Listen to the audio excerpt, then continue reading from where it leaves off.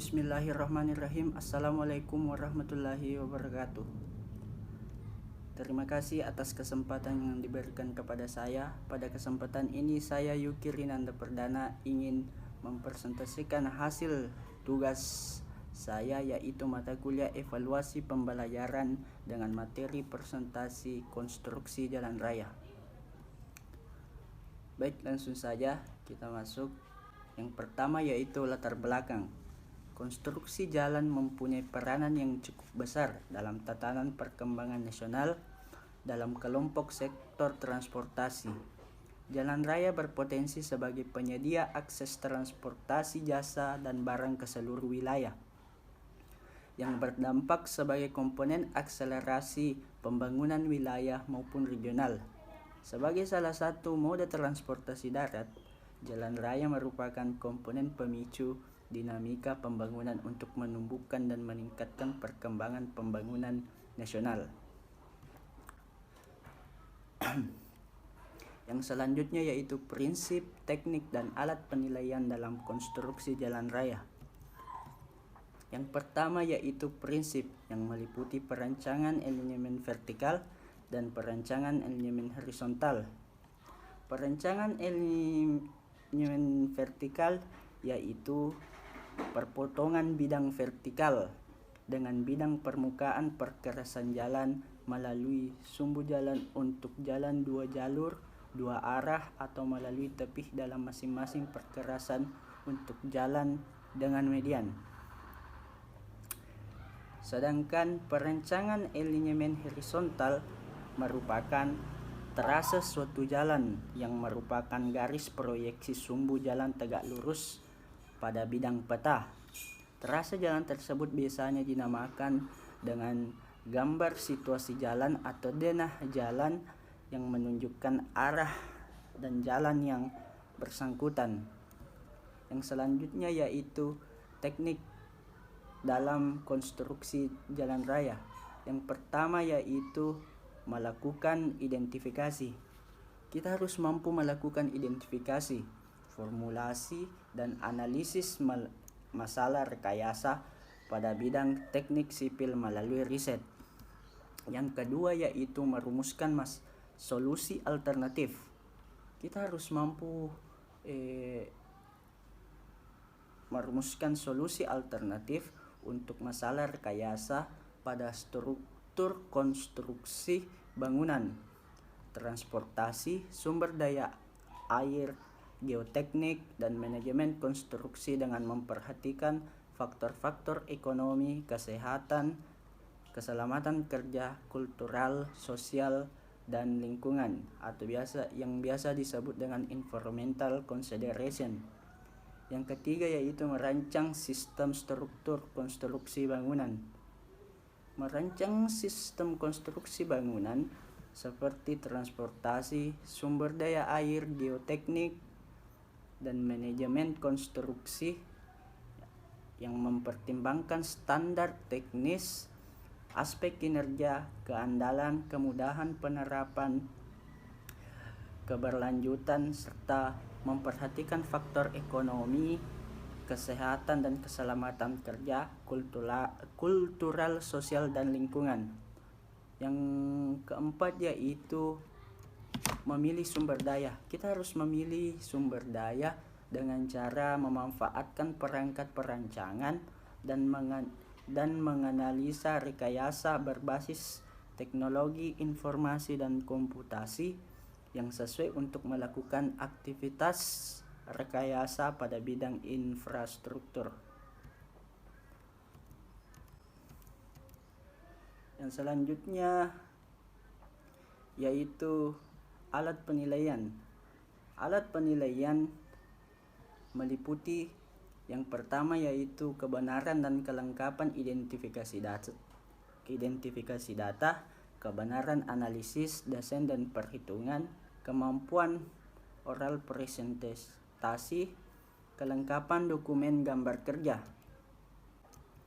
Yang selanjutnya yaitu validitas dan reliabilitas alat penilaian.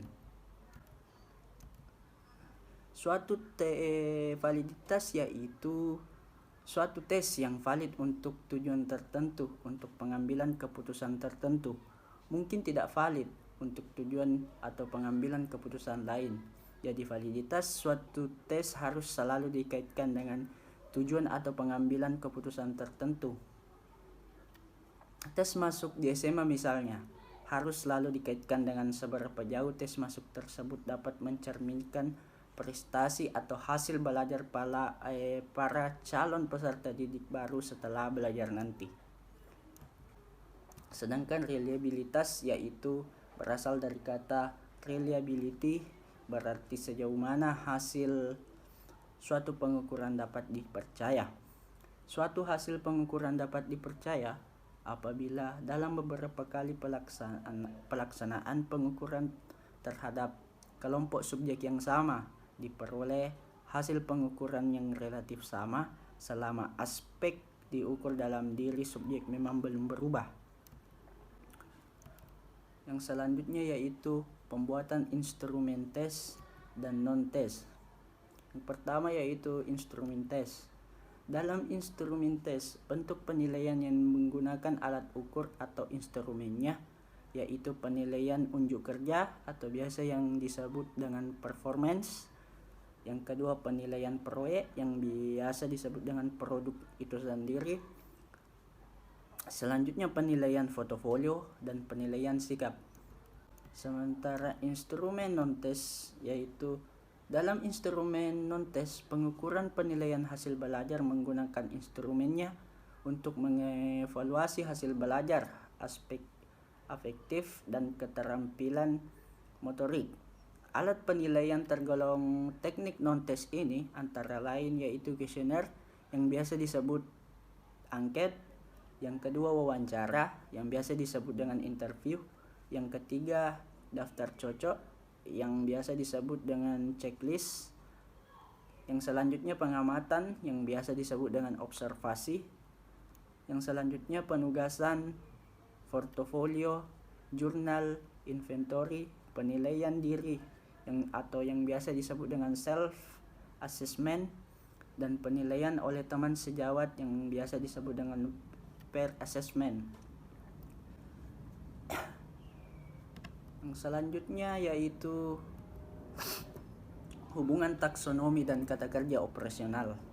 Seperti kita ketahui, setidaknya ada 3 aspek yang perlu diperhatikan oleh guru dalam membuat kriteria ketuntasan belajar minimal atau yang biasa kita sebut dengan KKM, yakni aspek kompleksitas, aspek sumber daya pendukung, dan intake.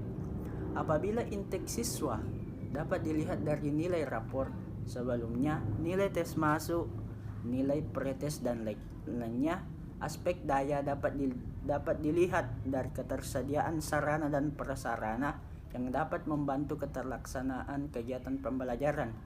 Sedangkan aspek kompleksitas dilihat dari tingkat kedalaman materi atau tingkat kesukaran siswa dalam memahami materi belajar. Yang selanjutnya yaitu perbedaan taksonomi Bloom dan taksonomi Anderson. Yang pertama yaitu taksonomi Bloom, yaitu pada tahun 1956 yang meliputi evaluasi, perpaduan analisis, aplikasi, pemahaman, dan pengetahuan. Kata tersebut tadi itu berhubungan dengan kata benda. Yang selanjutnya yaitu taksonomi Anderson, yaitu pada tahun 2001 yang meliputi membuat, mengevaluasi, menganalisa, mengaplikasi, mengerti, dan mengingat. Dan kata tersebut semua berkaitan dengan kata kerja.